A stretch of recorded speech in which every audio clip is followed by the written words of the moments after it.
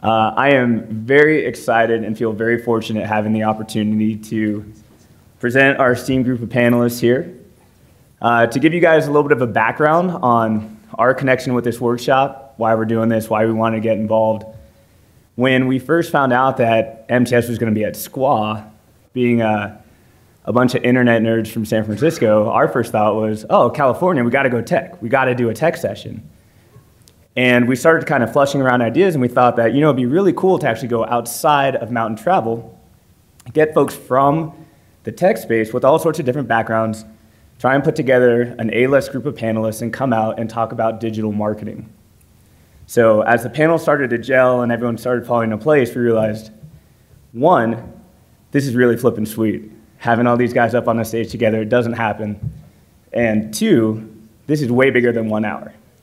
So we worked with the MTS guys, and they very graciously allowed us to turn this into a 2-part session. So the way this is going to work, part 1, which we're doing right now, talking about emerging tools in digital marketing. It's going to be a roundtable discussion moderated by Erik, and these guys are going to talk about trends, tools, what's going on in the space. And then for part 2, which will be after the break, save your questions. That's going to be an open Q&A session, basically a dialogue between the audience and the panelists. You guys can ask direct, specific, tactical questions, and hopefully by the end of this, we all have a bunch of concrete things that we can take back with us to our ski areas, to our lodges, to our operating businesses, and put in place and help grow the space. So with all this said, I'd like to pass it over to Erik. Thank you guys for being here. Hope you enjoy. All right. Thank you for having us here, Ron. This thing's working now. Yeah, great. So what I'm going to do is do a really quick introduction. As Ron said, we all kind of come from the tech world. There's lots of .coms up here, etc. And I'm hoping that people have been thinking about some of the issues. As we go through, rather than try to do the talking head one in a row thing, I'll probably just direct questions back and forth. It is true, it'd be great if you save your questions, but if you got something that you just got to get out of you, just put your hand up, that's okay. We'll just sort of save most of it for session after. So what I'm going to do is start with Gregg Brockway, who's here to my immediate right. So Gregg is one of the oft talked about serial entrepreneurs. A bunch of the people in the room probably know TripIt. I bet a bunch of you also know Hotwire, a couple of the companies. First one, TripIt, is a company that Gregg founded and just sold recently to Concur. And Hotwire, he's one of the founders there, so he knows a lot about growing digital businesses up from the ground. He's also invested in a lot of different other businesses. He was named one of the 25 most influential executives of the business travel industry in 2010. And I actually would say he's one of the most influential executives in the travel industry, period, at this point. In terms of his sort of ski cred, because I sort of feel like we need to prove that we belong somehow. And I was gonna bring PBRs up for all of us, and Ron said, dude, that's probably pushing it a little bit much. But anyway, Gregg's got 3 kids in the Alpine program up here. We're all pretty local, and in fact learned to ski here at Squaw, and was, I think, a mighty mite himself, and went on to be on the U.S. national ski team. It's true. So thank you for coming, Gregg.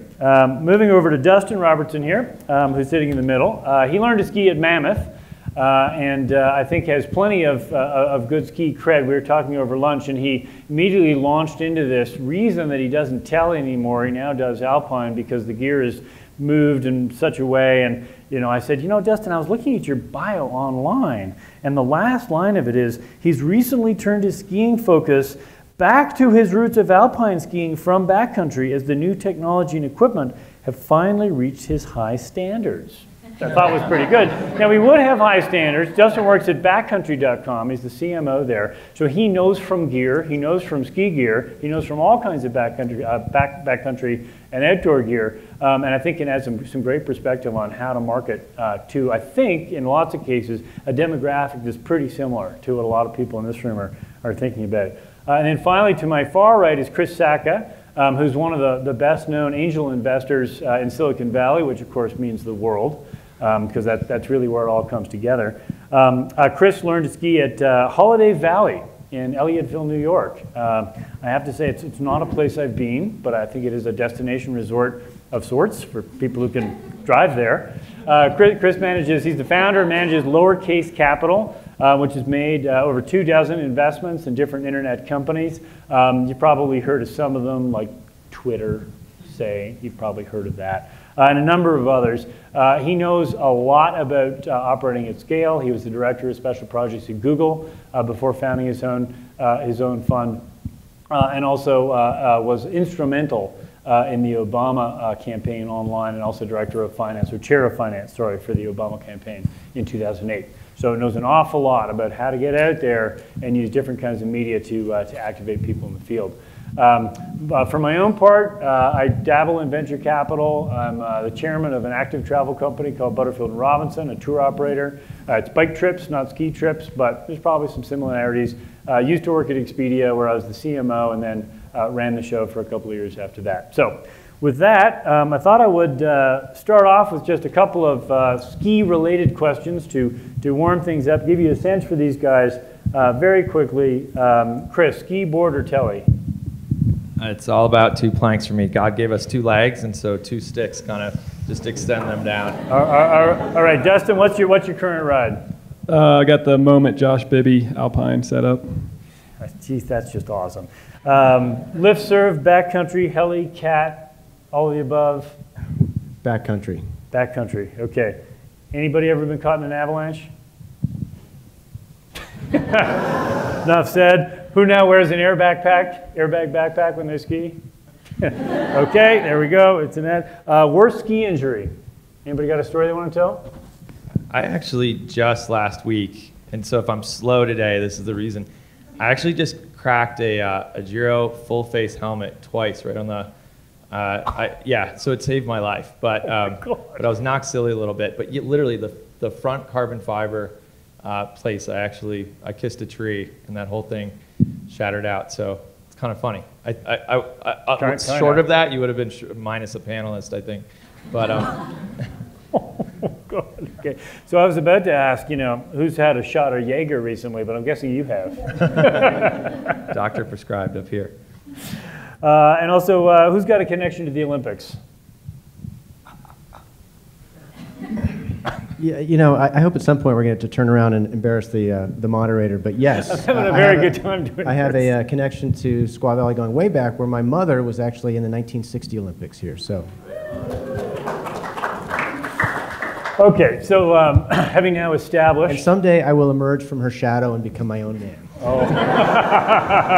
I see. It's not going to go well for me in the second part of this session, I can see. So I want to start off, I'm going to cover a whole big range of stuff because we've got a big range of experience up here. We'll go deep on some stuff, we'll stay light on others, but I just want to charge in. So everybody's been talking about Instagram the last little while. Why did Facebook pay $1 billion for a very clever photo sharing site?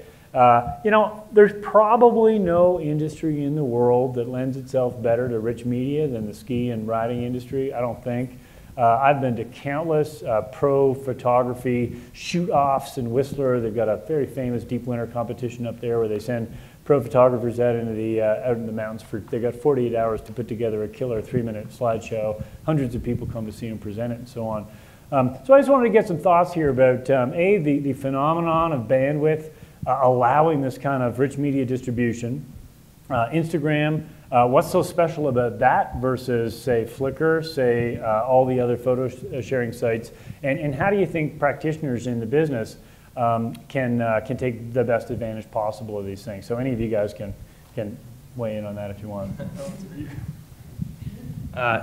Yeah, I was an investor in Instagram, actually, so I'll take that. First, I just want to, I don't have any ski cred, but I actually live here full time. So I want to welcome everybody to town. All right. So all that stuff you said about my business is pretty much true, but I run it from here in Truckee. Cool.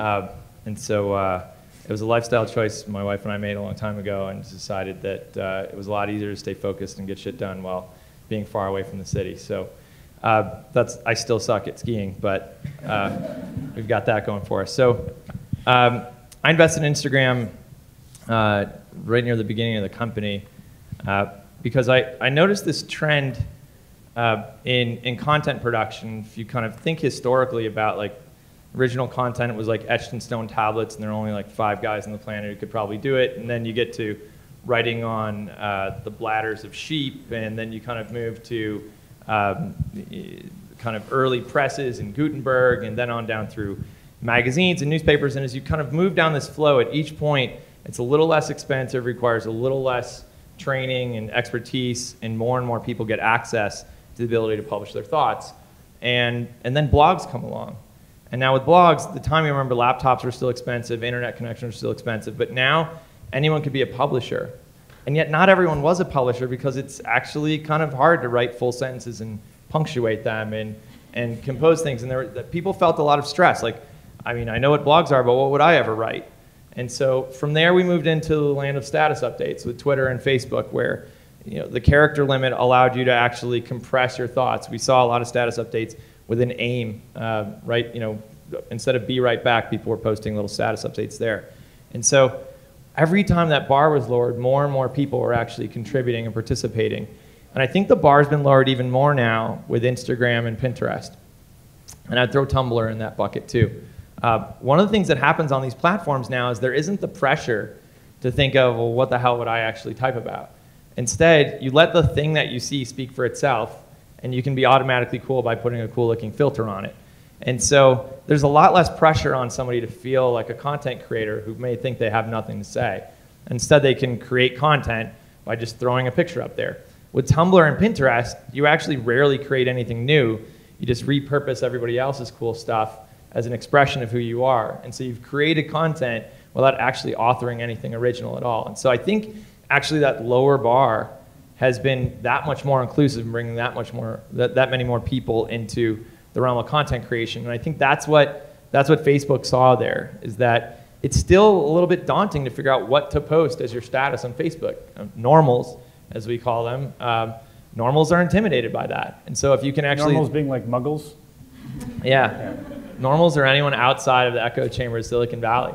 I mean, you brought up Flickr. So Flickr was a $30 million acquisition. And back when that happened, I used to ask, who's heard of Flickr? And everybody in our conferences had always said yes. And then I'd ask, who's heard of PhotoBucket? And you get a couple of people who had happened to see it because they watched over their kid's shoulder. But I was a PhotoBucket investor. We sold it for $330 million. Flickr was a $30 million acquisition. We sold PhotoBucket. It had 72 million active users. Flickr was under 10.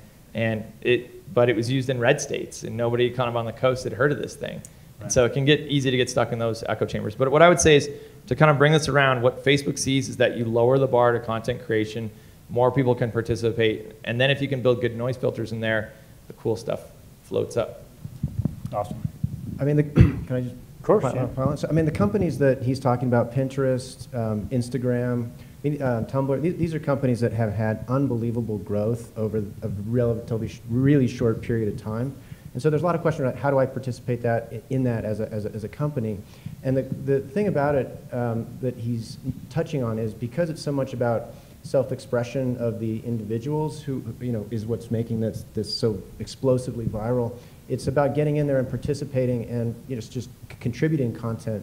And if you do that well, I think you have an opportunity to actually spread your own brand, your own personality, your own message, and just kind of get sucked up into the mix, into the conversation that are going on in these incredibly explosive, high-growth sites that are capturing more and more attention of the very same people that I think we want to come to Squaw and to Mammoth and to North Star and all the places that we want to go ski. I would just throw the branding component in. I'm actually in awe to be up here with these guys, so I'll talk about it from brand marketing, because that's the only thing I have on these guys. Maybe, maybe not. But yeah, so what they're saying is the content bar is low, and this is a way for people to express themselves of who they are. The beauty of all your brands is they're passion-based brands, and they are who people want to be. Alta is so successful putting stickers on cars in Utah that somebody had to make a sticker that says, "Nobody cares, you ski at Alta." And that's like the ultimate really? Success. And Alta actually doesn't care if you put a sticker on their car, which is just a separate discussion. But yeah, you guys can totally leverage the passion that you represent, and then people will wear that badge. So that's what we've had success at Backcountry. We've made a passion-based brand, and the GOAT now represents people's lifestyle and a club that they want to be part of, and you guys can all really leverage that. So one of the things that I've noticed is, now that you've got, it's a supply and demand thing a little bit, right? you've got all these channels for putting content out there, and so there's a ready-made audience on the other end. We haven't talked about YouTube yet, but clearly there's a video side of this. And anybody who watches YouTube in season, you float around for a little while, and it's practically ski tube, right? And it's a lot of it is because of the GoPro, and I suppose there's other brands too. That's just the one I happen to know. The helmet cams are just starting to show up all over the place, and so it's kind of an interesting thing, right? On the one hand, you've got the giant audience pulling the content through. On the other hand, you've got the content creation tools just becoming easier and easier to use. I'm going to guess that in the ski industry, the number of GoPro-related injuries has been going up steadily. I mean, I see my own kids. When there's a camera around, wow, crazy stuff happens. So GoPro and sort of on-the-fly content creation, friend or foe? I mean, definitely friend, but as a father of a 5-year-old who almost got run over by one of these guys with a GoPro on a stick, definitely they're good folks to stay away from. But I mean, that's part of the movement, right? I mean, that's where a lot of this content is coming from. I mean, capturing those moments of unbelievable joy on that untracked powder day, and then trying to share that with the world.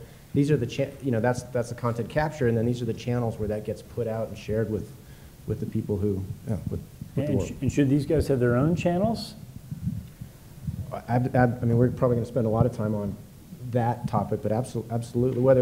They're not all about channels. I mean, sometimes it's just about a voice and participating. I mean, they don't all allow you to have a brand page and are set up for business, but that doesn't mean businesses and the people behind those businesses can't participate.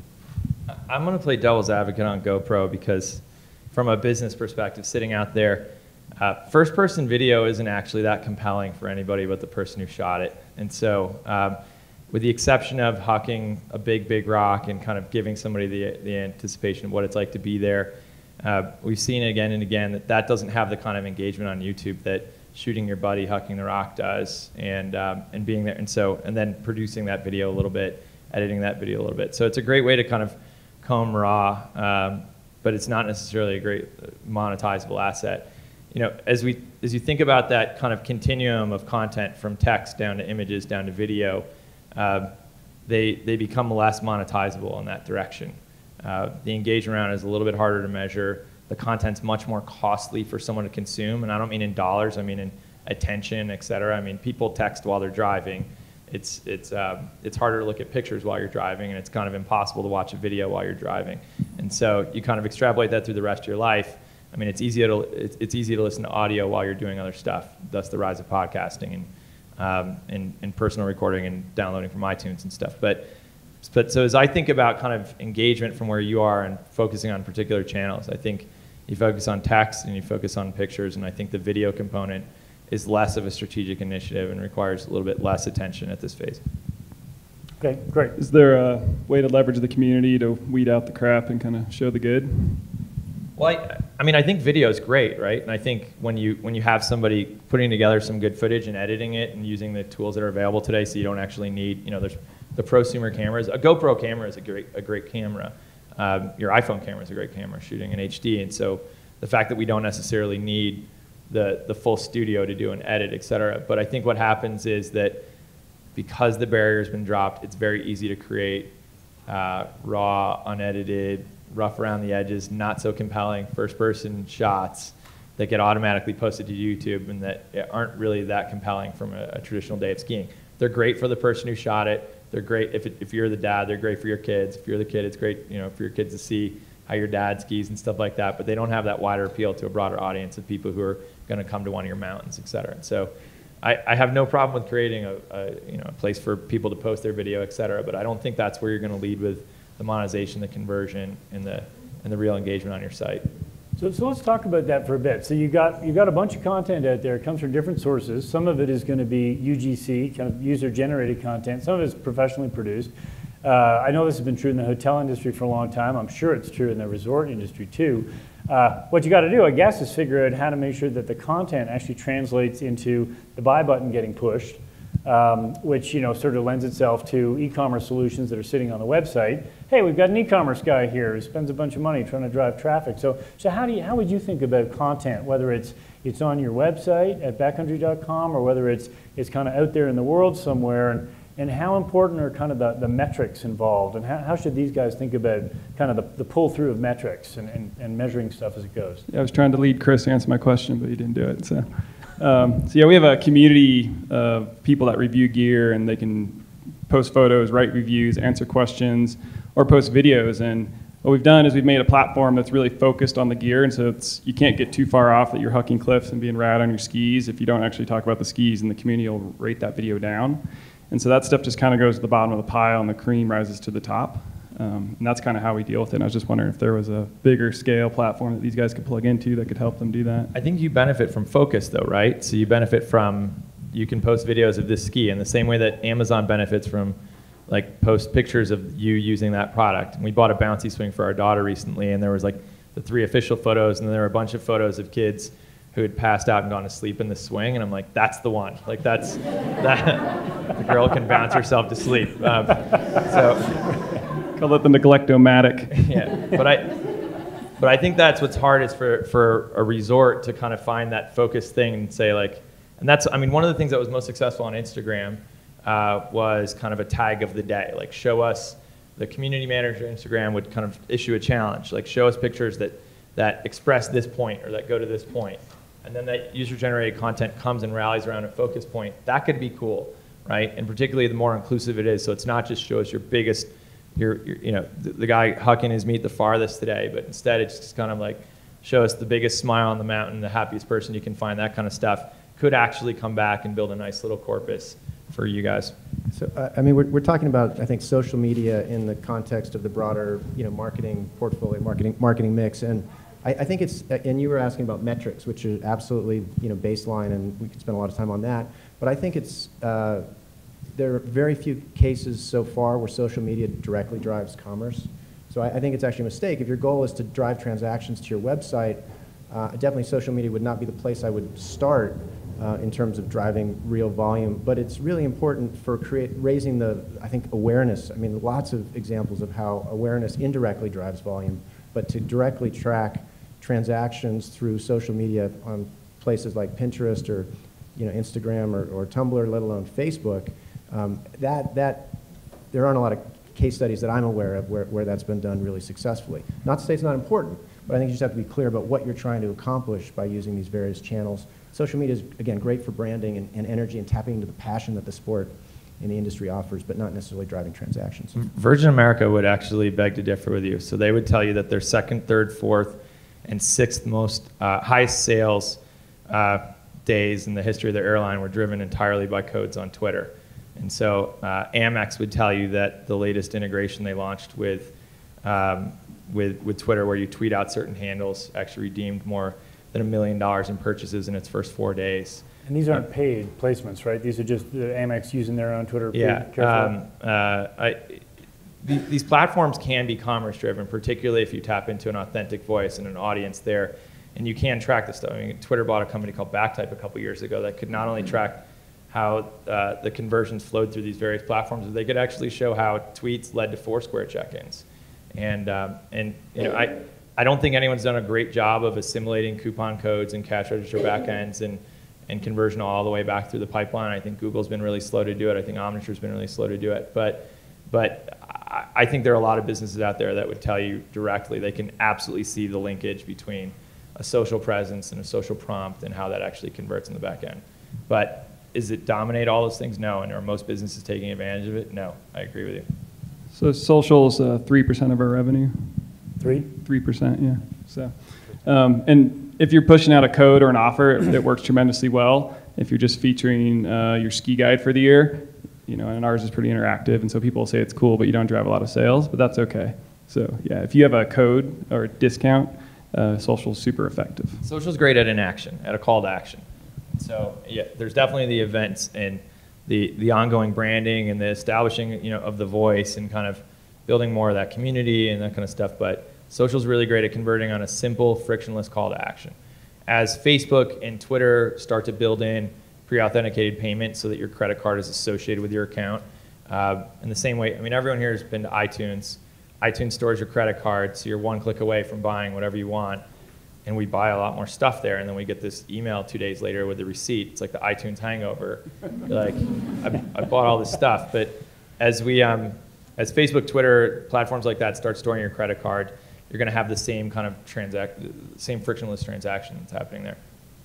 But again, if you look at it, because I think this is really healthy. I mean, to disagree because it brings out the nuance in the argument. I think if you look at it from a portfolio perspective, and if you start in the return on investment of PR versus search versus this versus that, if you look at how you build up 100% of your business, I mean, social today for driving commerce, if you have a limited budget, I mean, you have to be very selective in selecting that as your primary distribution channel. I think it really depends on your business, though, too, right? And so I think from the traditional travel industry, when it's so SEO driven and SEM driven, like of course it's not going to replace that channel, right? And people have a behavior they're used to. I need to go somewhere. How do I get there? And they start, and then you guys compete over search terms for that, right?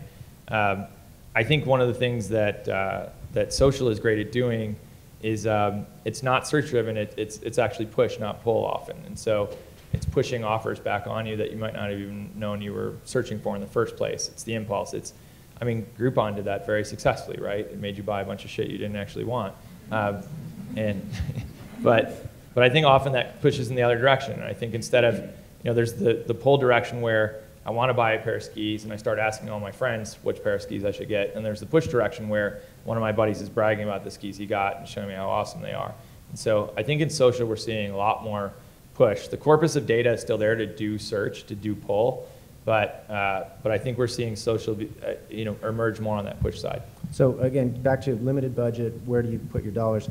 I think another related area that for me is higher return on investment right now is just monitoring what's going on out in social media land around your brand, around your property. And there's a lot of really interesting tools that are very cheap that allow you, rather than paying someone to spend time on Twitter and spend time on Facebook and try and cover the social media landscape, actually do that for you and being able to have all that intelligence in a dashboard, for me would be a starting point, and then using that to dialogue with people who are already engaged before I start spending money on developing fresh content and actually going to the next level to do the kind of personalized push or relevant event-based push that you're talking about. And I think it's important to kind of see the universality of these channels where they're partly for sales and branding, but they're also for CRM. I think that's one of the things we've seen is that it's actually more cost effective to deal with people over Twitter than it is to deal with them on the phone, right? And it's easier to build a knowledge base. It's easier to send URLs of things that could solve their problem. It's easier for using some of the CRM tools that are out there that sit on top of Twitter for one rep, for one CRM, kind of FTE to cover 12 simultaneous cases, and then to just have people sit and wait in a queue to talk to one of your folks. And so we've seen call centers actually staffing down. I mean, Comcast does this. It's weird to highlight them as an innovator because there's nobody here who has anything good to say about their cable company. But they realized it was just much more cost effective for them to actually use Twitter to go ahead and respond to people's bitching and moaning and then track down why the repair guy wasn't there yet and that kind of stuff than it is to spend all that time on the phone. So I think that's another value that's implicit. So a lot of people here are focused on growing the top line, but we all know that in a tough environment like this, if you can help on the expense side too, then it increases the bottom line. I think that's one of the things we're seeing out of social is ways to, even just chilling people out actually can save you a lot of money. It's just like, I heard you, we're working on it, can often save you a call. Totally agree. So we touched briefly there on Groupon. I think Living Social is the sponsor here. So but Living Social, who only sells you things that you do want, right? But I'm sort of I'm sort of curious about everybody's feelings about like it or love it. The fact is the daily deal is a phenomenon. It's a phenomenon. It's changed the way a lot of people think about local merchants. What constitutes a fair price to pay for something? I'm sort of curious how you guys think this might translate into, I'm clear there's a difference between the drive market in ski and the destination market in ski, but still the resort-based, are we going to be walking around the hill kind of hoping that we got a Groupon to the on-mountain cafeteria, or do you guys think this is more a flash in the pan type thing, a pretty standard promotional tool that'll go back to being the way it always was? Or somewhere in the middle? mean, I think just the reality is most people are realizing that they don't redeem their Groupons. Groupon does a really nice job of telling you how many have expired, and then you can look and go, I redeemed 30%, I suck. And so I'm no longer going to buy my lunch because I don't know if I'm going to eat lunch at the mountain, you know. And so we ran a Groupon test and similar deal about, we got 70% redemption because it was a pretty good offer, but still 30% of the people didn't come and get their $20 of free gear. So, and then for us, that sucks. We don't want any of our customers to have a bad experience. And so the fact that the model's built on kind of breakage and maybe hoping some of them don't come, like we wanted everybody to come and become a customer and, you know, experience backcountry, and just as you'd want everybody to come to a resort. So just the fundamentals of the business from a customer perspective don't make sense. And so for me, that's something to stay away from. I think there's a lot to be learned. I agree with what you're saying. I think there's a lot to be learned. I think Groupon took breakage to the point where it broke the consumer. And I think that's the fatigue, you know, is that we all like to build a little bit of breakage into our model. And, you know, I think the Liftopia guys have been great at, hey, when you pre-sell a ticket, nobody takes into account that their butt's going to be sore on day 3, and they don't really want to get out of bed. So it's still a ticket that goes into your coffers, and yet the customer doesn't feel bad about it because they you know, at the time it seemed like a fair sale to buy a 4-day ticket or a 5-day ticket. But I think when you think about these things, the lessons to be taken away are Groupon and Living Social made it easy to buy their stuff. So you authenticated once, and then it was easy to click and buy stuff. And I think we all make it way too hard to buy our stuff. And so the platforms that allow you to, you know, as much as I would love to support local merchants, et cetera, it's so much easier to just click buy it now on Amazon and have that thing show up. It's embarrassing how many UPS boxes come to my house, right? And it kind of goes counter to all my values, but I'm lazy. And so, I think one of the lessons to be learned from Groupon is how to reduce the friction on our sites.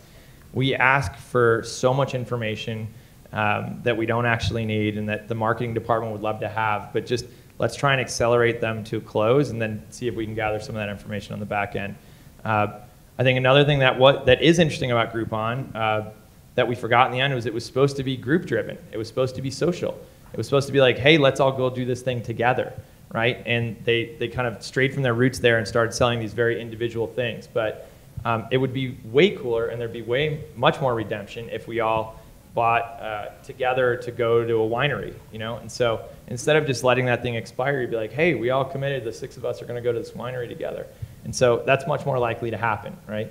I think another lesson learned from Groupon is that a lot of the suppliers, a lot of the vendors had no data about the actual value of the customer. And so they never crunched any numbers. So you hear the sob stories about the bakery that just got crushed and inundated and driven to the brink of bankruptcy, you know, as a result of their Groupon. And it was somebody there had failed to do the math of like, hey, what is somebody who walks in the door of this bakery worth to me? And if they come from the other side of town, do they have any lifetime value? Will they stick around here? And so without that kind of data and that kind of number crunching, people just make up these deals out of thin air. And I think that's really, really dangerous, right? And I mean, the ski industry is famous for just pulling prices out of God knows where. Just making up shit and doing them reactively to whatever the resort next door is doing, and with no real math there. As just a quick story, back in the early days of Google, I joined there in 2003, and our ads used to just point at the front door of whatever website. So Zappos would come get ads, and the ad, you'd click on it, it would take you to Zappos.com. And the guys at Zappos had no idea how much one of those clicks was worth to them, right? And then Google Analytics and Omniture helped them start tracking that click through their site to see if anyone ever actually bought anything. But for most buyers of ads on Google at that time, they would just make up a price for the ad. They'd be like, that looks like a pretty good keyword. That must be a 50-cent keyword or an 80-cent keyword. And I had a really famous executive come to Google once, yelling, moaning, and he was upset because he was spending too much damn money on our ads. And I made the geeky mathematical mistake of asking him, well, how do you know it's too much? And he screamed and yelled, and we finally opened his AdWords account. All the prices for keywords were even numbers. And so by then we had Google Analytics, and so we were able to track conversion of the stuff he was selling. And it was satellite sports television networks. And so we said, okay, let's look at your keywords. They advertised on the keyword sports, and the keyword sports converted 1 in 800,000 times. And I was like, you know what that tells us? You shouldn't be advertising on the word sports. Total waste of time. So there's no price at which that actually converts for you. But at the other end of the spectrum was this query that was uncommon, but it converted 1 in 4 times. Literally 1 in 4 clicks led to a conversion, and it was high definition satellite football or something like that, right? And so I asked them, what's a customer worth to you? And they actually knew by proxy of what they paid to affiliates, $160. And so we worked back. Well, if it's a $160 conversion and 1 in 4 of them convert, you should pay $40 for that ad. And this very well-known, successful billionaire sat there quiet for a little bit. And then he looked at me and he said, son, if you had come in here before showing me that and told me I needed to pay you $40 for every time somebody did that, I would have punched you in your mouth. But suddenly he had the math, right? And it was a math-driven thing. And that signaled a shift at Google where we stopped having hand-wavy bullshit artists in suits sell you ads, and we started having math guys that worked with you to buy ads that were actually priced to perfection. But the component of that that's still most valuable and that's still kind of rare is that the supplier actually knows what that thing is worth to them. So that guy in that story did know what a subscriber to satellite TV was worth, but often people don't know that. And that's a big lesson to be taken from Groupon, is they got stung by not knowing the value of a customer, not knowing what they eat, in your case, not knowing where they stay. Are they gonna come back? Are they gonna buy some swag? Are they gonna rent skis from us? Are they gonna tell other people to come here? Not actually knowing what that value is, and not even having the data from that stuff. So you guys sell coupons to the 7-Eleven and you get no data back, right? And so I think that's what's interesting, is seeing the lessons there. Without the data, you could be hanging yourself. How many people in the room would be able to confidently say they sort of know the lifetime value of a new customer coming in the door for the resort?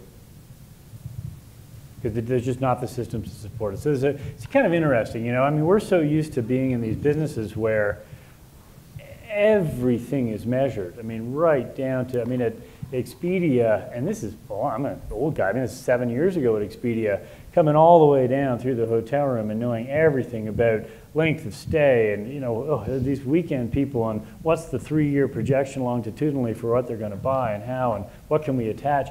It is kind of amazing when I think about the data trove that you'd think would exist in ski. I mean, all the on-mountain stuff and rentals and anyway, it's an interesting thing, and you don't hear that much about it. It feels like it'd be a totally data-driven kind of environment. Anyway, let me just move on to one of the fun things about this panel. I'm a little conscious of time, but we get to kind of just move from revolution to revolution.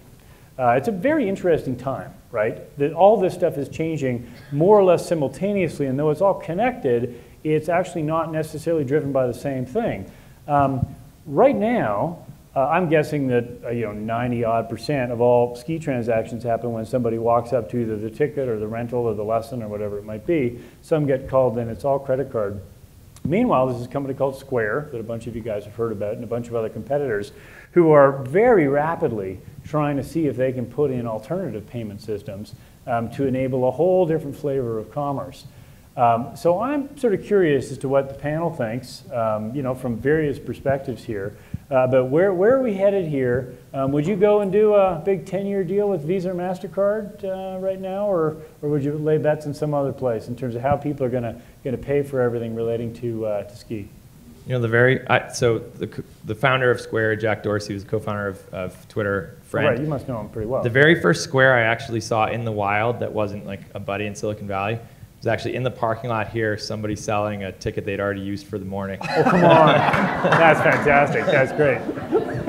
my first was a cab in San Francisco, and I asked the guy, why is he using it? He's like, you know how much the cab company takes if I use their dumb machine? And then I was sort of thinking, maybe no one will ever know that he got paid. Yeah. I think the ski industry benefits from having a geographically concentrated point of sale where it's easy to have fiber trunk running there, and it's easy to have traditional card swipes and stuff like that. I don't know if Square actually helps with the traditional ticket sale. I think on mountain upsales, I mean, I think it's weird. The guy who's taking your picture when you get off the lift, like, he should be closing that transaction up there, not down at the bottom of the mountain. And so that's the kind of place where that should be.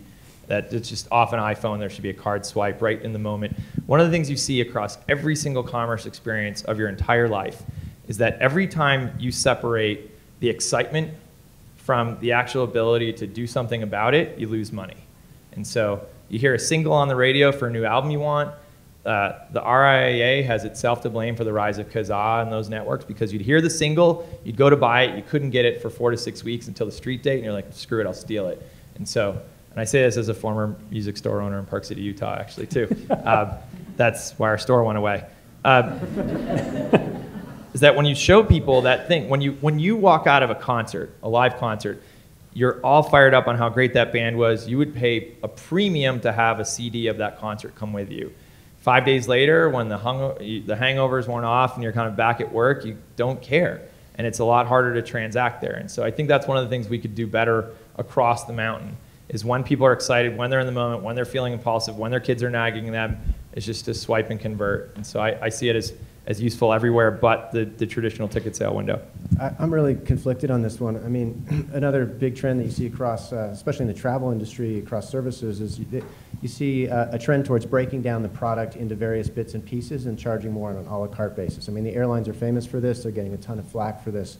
And as powerful as these new payment services are, gosh, is that the experience we want to create for a skier, to have, the opportunity to swipe your credit card lots of places? I don't know. I can see advantages to it. Maybe you start pricing on a per run basis, or there's other interesting ways to change the way the experience is purchased. But from a pure skier's perspective, I am nervous about the proliferation of people who are able to ask me for my credit card when I'm just out trying to enjoy a great sunny day. Have you seen the next evolution of Square 2? Isn't even a card swipe. It's once you've stored your card. It's called card case. You just walk up to the register and they pick out your picture out of the people who have been geolocated to be standing in that place. And they're like, oh, yep, I got Greg. Okay, have a good one, man. And you take your coffee and they take your money. Yeah, I mean, Square's just one, really, yeah. It's okay. That would happen. I mean, Square's just one, of the things on the horizon that's going to change the way people collect money. I mean, NFC, near field communications, is another hot buzzword. There aren't a lot of practical applications, but if you take an Amtrak train on the East Coast, you never have to pull out anything. You just take your phone, you walk through the gate, and your phone is debited without you having to lift a finger. So I mean, there are lots of, and as a resort, I think some of those could actually be experiencing, enhancing, and super cool things to explore, even buzzworthy. But it is, it is an interesting area. You're balancing the experience versus the incremental monetization opportunity. I just say the amount of data you're going to get from a Square customer is going to be so much richer than just somebody swiping their card. You don't know who they are. That's what's powerful to us.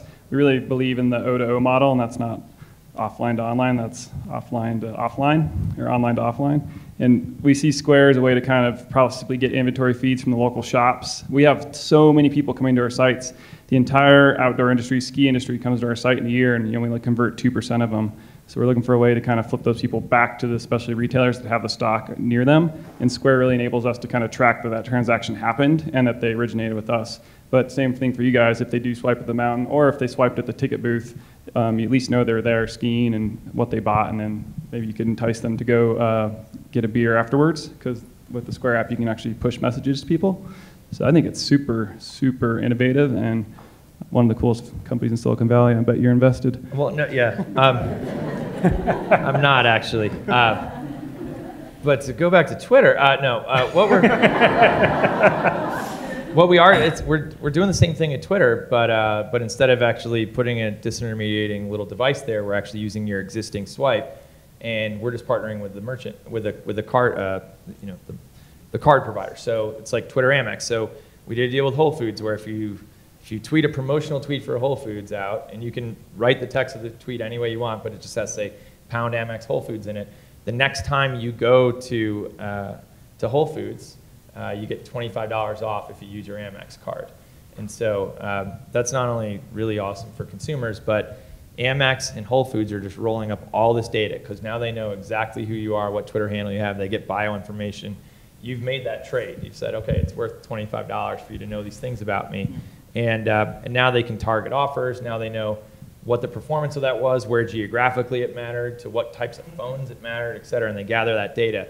I mean, that's what's kind of amazing. Not to plug Liftopia guys, but their dashboard has a level of intelligence that's never existed in the ski world before. When you say, like, so how did these people get here? Who are they? What do they do? And then what else do they buy, et cetera? And it's like, I've watched when people from the ski industry have seen that dashboard for the first time, and they're just like, oh my God, I finally have something instead of just making up the hand wavy, maybe we should put a billboard on the side of this road or put tickets in the 7-Eleven.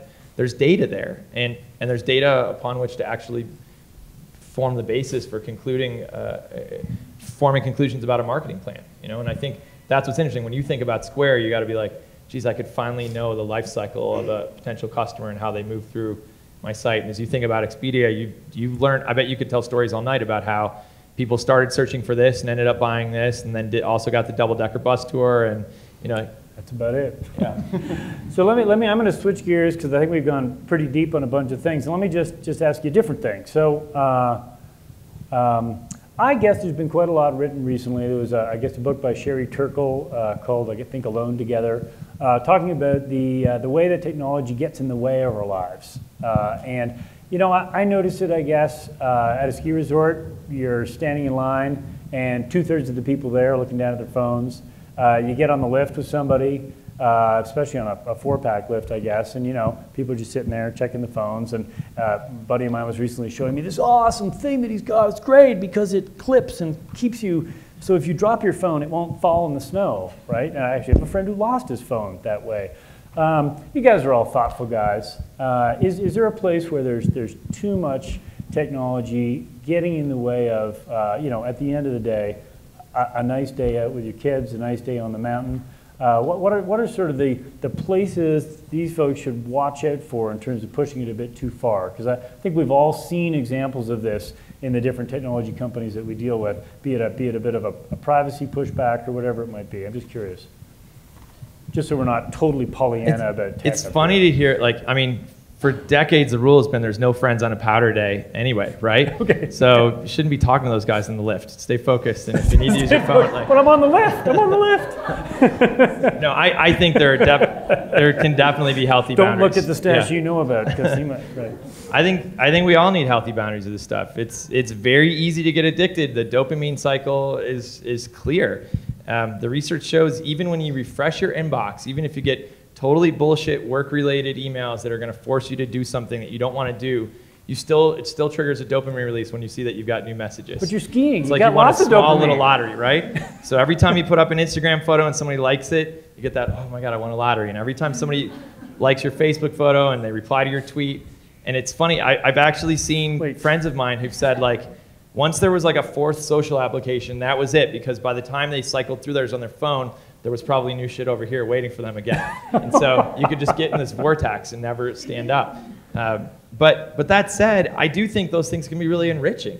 I think posting photos for the family, et cetera. I mean, my mom and dad live on the East Coast, and we're raising our daughter on the West Coast, and they feel like they know our girl because she has, even though she's 5 months old, she's a really good Twitterer. And so she I don't know how she takes photos of herself and types it out and sends it so the grandparents can see it. But I think there are these moments where social can enrich that stuff, and it can actually bring you back into that moment by sharing it and by engaging. And one of the things I do too with social is I use it to keep me honest in my moments of weakness. So I kind of publish my values when I'm strong, and then in those moments where I'm feeling kind of lame and weak, I kind of think about what would happen if I tweeted what I was doing right now. What would all these people who follow me say? And I have over 1 million followers on Twitter, so that's a pretty intense force to think about out there. But sharing those experiences with them, people who can't be there with me on a day out or something like that, actually feels like it enriches it for me. So I don't know. I think there's some balance to be stricken, but Cherry and I have debated this before. I'm not necessarily a huge fan. All right. You guys? I mean, when we used to ride the tram, and this was in the 90s, if you got your cell phone out, you'd basically get booed and be like, ooh, Mr. Important. And it's just so funny now that too, right? half the tram is on their phone and it's totally fine. So I actually don't know what to say because, yeah, it's come full circle. So. Yeah, no, I think there definitely are boundaries. This is not an airline industry conference, but I'm terrified of the day when the airline industry says it's okay to speak on your cell phone on the airplane. Any day now, though. It's just, for me, that's going to be a very unpleasant day. So I think, for me, around the breakfast table with my kids, there are clear personal boundaries the way we use technology, but I think I don't. Yeah, I'm more in the Chris Sacca camp right now, which is it's got a lot of ways to enrich Okay, now that we've established that there's no downside to technology, let's talk about cool ways that you can use an app on the hill. I guess you guys have probably seen Strava, which is for running and biking. You know, you go up a hill in the headlands north of San Francisco, which is a very popular road cycling area. You can immediately look down and see how you did against all the other people who've done that hill, right? Including your friends and so on. So tell me, what would you want to see in a ski version of whether it's that or something else that enriches the day, actually the actual experience of being on the hill as opposed to, say, broadcasting what you're doing. I understand that, but that's a bit different. I'm actually more scared of something like that makes everything we do in life competitive, because I don't actually trust myself to then be present and enjoy the activity. I'm just going to compete with all the other freaking guys who rode up the hill. I think it's funny enough. Like, I think taking a picture doesn't take me out of the moment. I think it can, you know, and posting something can actually make me more present. But I think if I, you know, as I think of some of these apps and recording myself, I think it takes me out of that moment and records me historically against these other guys. That sucks, actually. I'm scared. Okay. I think as from a marketing perspective, it's freaking awesome, though. And at the resorts, the contests and things you can run in the data you can get from tracking people on the hill and awarding the guy who got the most vert that day or the most that week and just kind of keep rolling it. That's a communication flow with your customers that, yeah, you know you're going to want to be on that list. Yeah, no, by the way, I completely agree with everything you just said. I'm just saying I have no self-control, so I would. Well, there's I'm currently the flake fully thing is addicted cool. to Strava. Like, we have all these pro bike racers that work at backcountry, and I'm just constantly trying to see if I can get near their time, and it's ridiculous. I can show my wife too. See, look, I'm slow, and she'll let me ride my bike more. I've not heard that. That's good. I thought that was a new one. Note She actually yourself. cared. She's like, you suck. And I think we're getting a bit the high sound on time, so I'm going to take us out on a pseudo-philosophical note, although not really. So, you know, I had a bunch of dumb ski industry questions to ask, and I'm just going to finish with one of them here, which is, what's the best ski movie of all time? This is a really hard question. Oh, yeah. So for a while, I collected every poster from every B ski movie ever made. And I hunted them all over the world. So like some were like softcore porn with a ski theme, and some were just really bad movies, like The Ski Bum. He lives on skis and off women. So my house is a gallery of these things. But I think there's two. I swear I didn't know when I asked that question. Yeah. But there's two that stand out. One is Aspen Extreme. I think that changed everything with Dexter Rutecki and TJ Burke. For a little while, it became a distraction in my life, but I tweeted as TJ Burke for about 3 years in the early days of Twitter. But I think the best movie in skiing right now is Nar. I got to represent a hometown here, and so it's available for free on unofficial Squaw networks or whatever they're unofficialnetworks.com. I think. Nar with a G? It's GNAR with periods in between all that, just to be really clear how Nar it is. That's right. Yeah. Dustin? Blizzard of Oz, just because that's why I live in a ski town. And then the Rocky Mountain Sherpas, All I Can, is that absolute best cinematography and music choreographing I've ever seen. And it totally raised the game in the ski movie industry. So check out Rocky Mountain Sherpas. I grew up going to Warren Miller films when Warren was still narrating the films himself, and I can't pick out one, but boy, that was one of the highlights of my fall every year. So. Okay, so we'll do a quick audience reaction to this. We're just give me an applause based on which of those you agree with. I'm showing how easy crowdsourcing is and engagement is. You see, who thinks Gregg is right? Warren Miller takes it. Well, you sort of said two. Which one do you want? The Blizzard of Oz. Blizzard of Oz. And Nar. That was sort of a tie, sort of equal engagement. So I'm going to finish up the session. I'm going to leave you guys with a philosophical question. All right, to ponder over the break. I hope we see all of you guys back for the open session. Here's the philosophical question. Why was Hot Tub Time Machine set in a ski town?